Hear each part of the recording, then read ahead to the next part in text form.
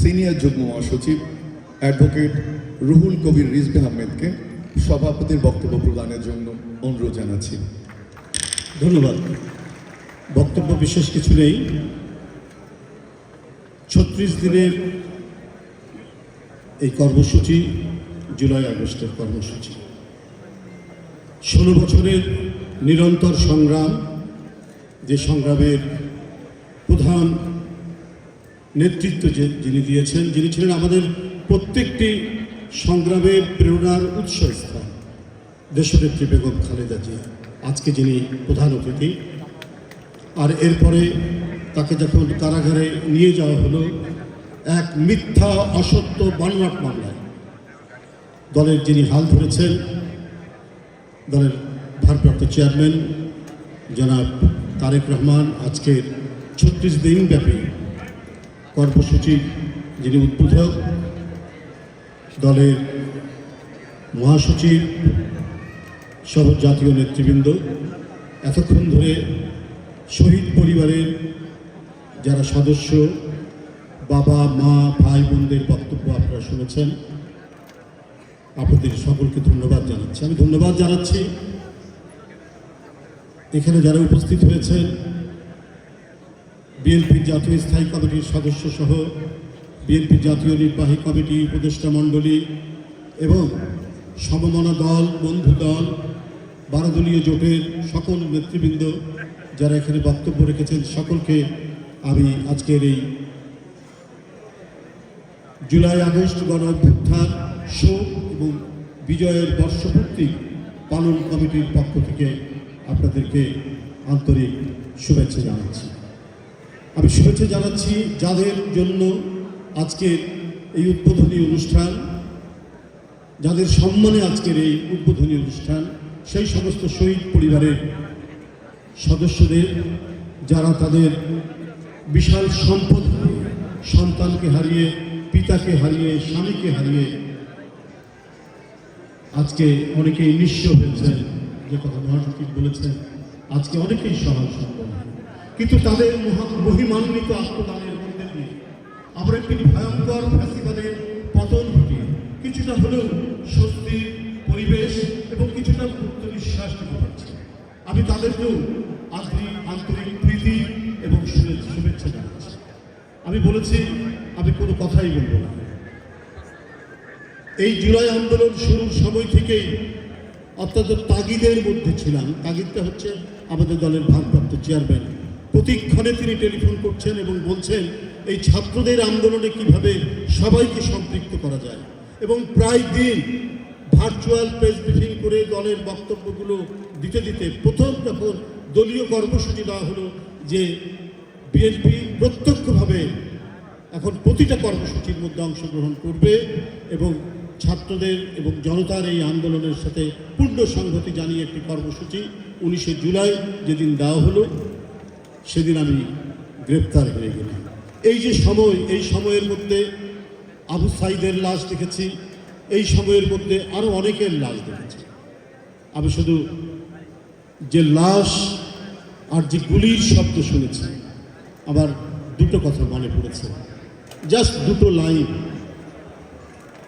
এই শহরে পাখিরা ঘুমায় গুলির শব্দে, এই শহরে ছাত্ররা পড়ে থাকে মগজ ভর্তি বারুদের গন্ধে। এই ছিল জুলাই আন্দোলনের প্রকৃত রূপ। আর এই রূপ দেখেই কারাগারে চলে গেলাম। কারাগারে গিয়েই ঢোকার সাথে রাত 12টার সময় দেখি নজরুল ভাই খুব মৃদু কণ্ঠে আমাকে ডাকছেন, রিজভী রিজভী বলে। তখন বুঝলাম যে আর তার বিস্তার নেই, সরকার সে টলমল করে উঠেছে যে নজরুল ভাইয়ের মতো একজন অসুস্থ মানুষকে যদি এভাবে নিয়ে আসে। এরপরে তো একের পর এক ওইদিকে অনেককেই ওই মানে বিবির হাজত ঘরের মধ্যে অনেককেই পাচ্ছি প্রতিদিন। সবার নাম বললে অনেকক্ষণ সময় চলে যাবে, যাই হোক আমি এই নামগুলো বলতে চাই না।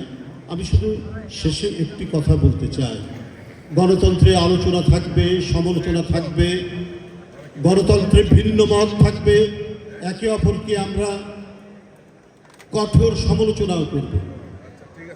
এটা গণতন্ত্রের একটা অন্যতম বৈশিষ্ট্য। কিন্তু গণতন্ত্র এটা যেমন বৈশিষ্ট্য, কিন্তু রাষ্ট্রীয় গণতন্ত্র এবং সমাজে গণতন্ত্র শক্তিশালী হয় পারস্পরিক সহযোগিতার মধ্যে দিয়ে।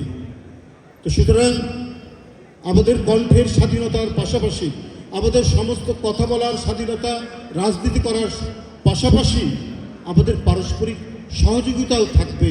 একটা বৃহত্তর আঙ্গিকে এটা থাকতেই হবে, তা না হলে রাষ্ট্র থাকবে না, সমাজ থাকবে না, আবার ফ্যাসিবাদের উত্থান হবে, আবার অনেক আহনাব, আবার অনেক আবু সাইদ, আবার অনেক মুগ্ধ আমাদের কাছ থেকে হয়তো ঝরে যাবে।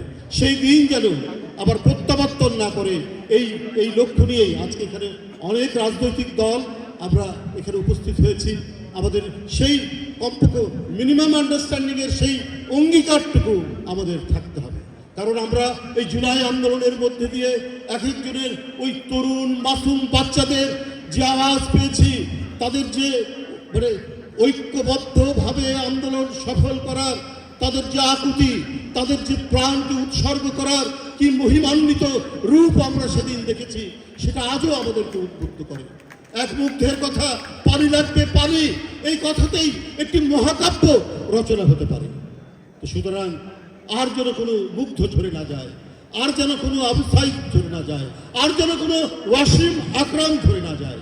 সেই জন্যই যা কিছু আমরা করি প্রত্যেকটাই যাতে করে কোথাও না কোথাও একটা পারস্পরিক সহযোগিতার জায়গা থাকতে হবে।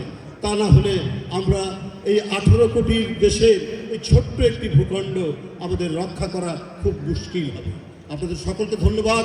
প্রত্যেকের সহযোগিতা করেছেন, প্রত্যেকের আন্তরিকতার মধ্যে দিয়ে আজকের এই যে আমাদের 36 দিন ব্যাপী এই অনুষ্ঠানটির উদ্বোধনের এটা করতে পেরেছি। অভ্যাগত অতিথিদেরকে আবারও আন্তরিক প্রীতি শুভেচ্ছা জানিয়ে আমি আমার বক্তব্য শেষ করছি। এরপরে আমাদের প্রধান অতিথি এবং দলের ভারপ্রাপ্ত প্রধান অতিথি দেশনেত্রী বেগম খালেদা জিয়া, দলের চেয়ারপারসন এবং ভারপ্রাপ্ত চেয়ারম্যান জনাব তারেক রহমান তার বক্তব্য রাখবেন। এরপরেই আমাদের আজকের অনুষ্ঠান আজকের মতো শেষ হবে। এরপরে আমাদের ধারাবাহিক আরও কর্মসূচি আছে। সবাই ভালো থাকবেন। খোদা হাফেজ। বাংলাদেশ জিন্দাবাদ। এবং যারা গণমাধ্যমের সাংবাদিকরা গত কয়েকদিন ধরে আমাদের বক্তব্য ধারণ করেছেন, সেটাকে প্রচার করেছেন, গণমাধ্যমের সাংবাদিক ভাইদেরকেও আমি আমার আন্তরিক প্রীতি শুভেচ্ছা জানিয়ে আমার বক্তব্য শেষ করছি। ধন্যবাদ।